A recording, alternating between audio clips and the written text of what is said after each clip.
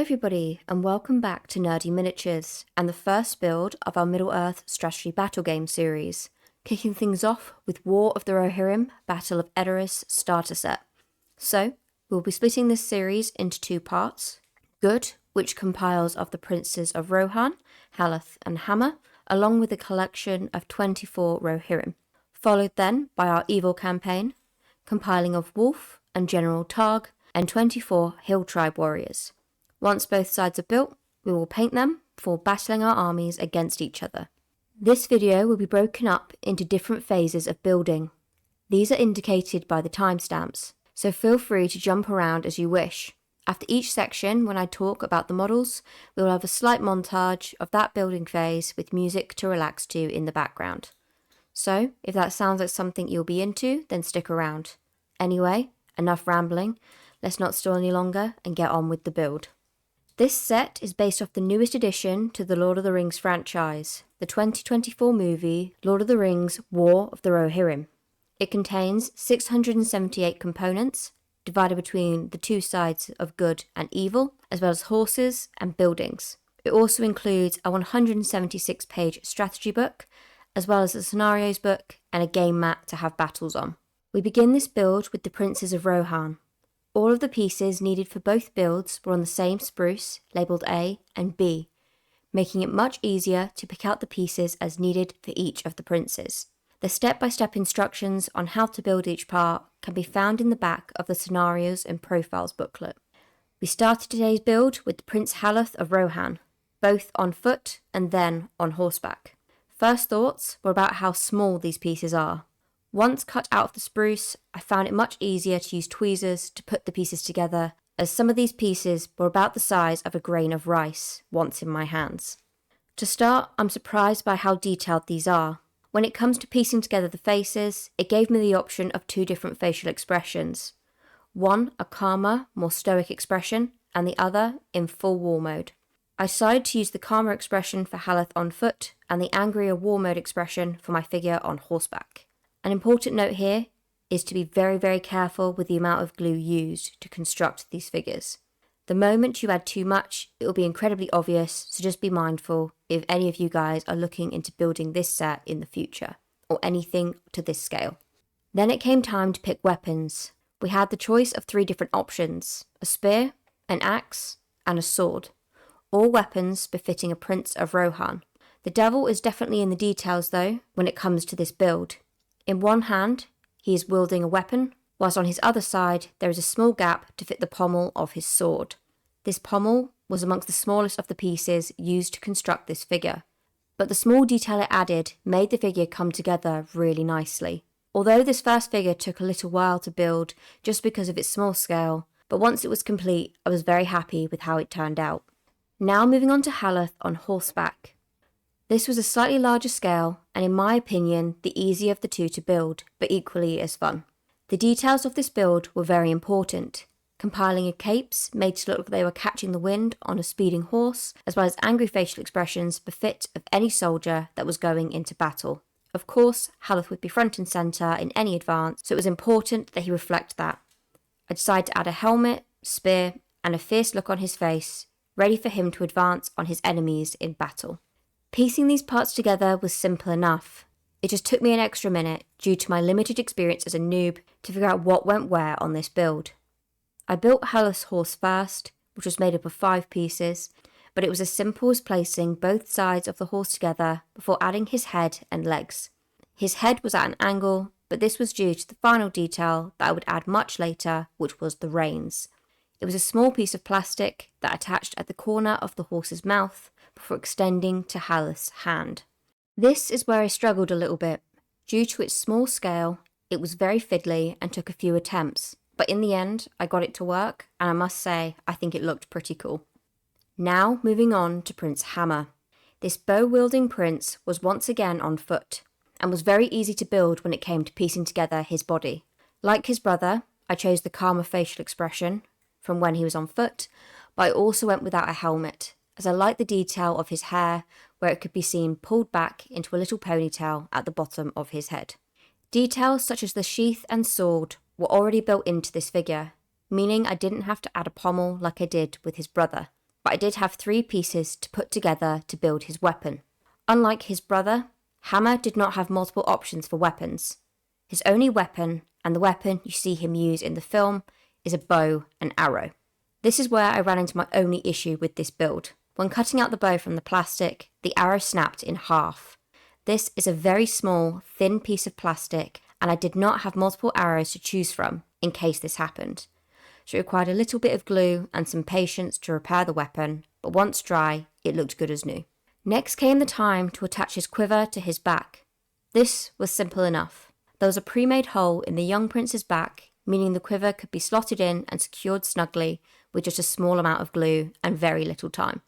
Next came time to attach the prince's hands/his weapons. The bow and arrow were already built into the grips of both hands, a detail I'm very grateful for, because God knows how long it would have taken me to piece them together had they not been. Once attached, the arrow sits on top of the bow, ready to be shot at an enemy unlucky enough to be in its path.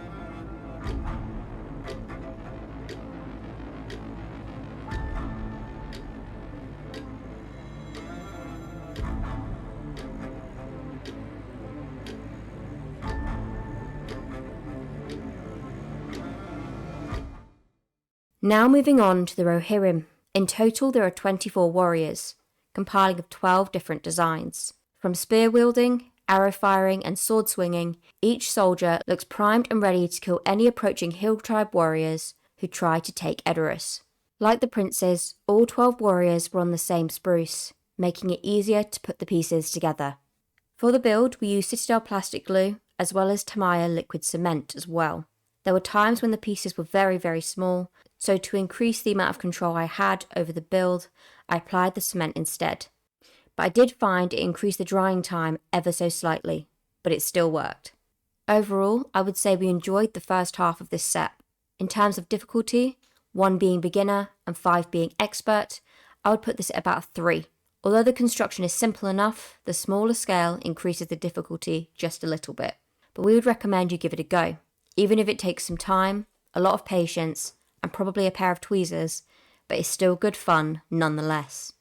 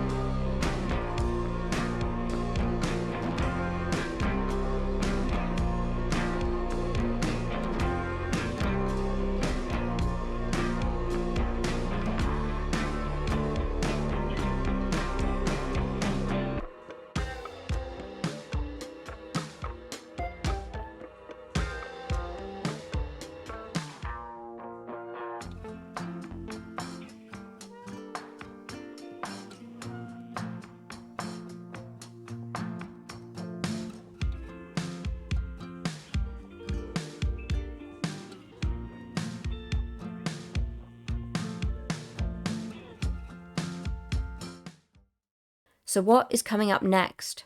So on Wednesday, we will return to the Spearhead series as I complete my Sylvaneth Spearhead. Then next Saturday, we will return to the Battle of Edoras as we build our evil line consisting of Wolf, General Targ, and 24 Hill Tribe warriors. So that brings us to the end of this video. If you managed to stick around to the end, then thank you, we appreciate it. If you enjoyed this build, then might I recommend subscribing to the channel so you can see it being painted in the future and seeing how it performs in battle. Down in the description below, you will find the link to Mr. Nerd's channel. So if you enjoy MMOs, action RPGs and streams, then please feel free to check that out. There is also a link to my channel where I cover all things fantasy lore from Tolkien, Game of Thrones, and most recently, Age of Sigmar. So if that piques your interest, then there will be a link to that also. Anyway, that'll be it from us for today. Hope you guys have a wonderful day or night wherever you are in the world. Peace out.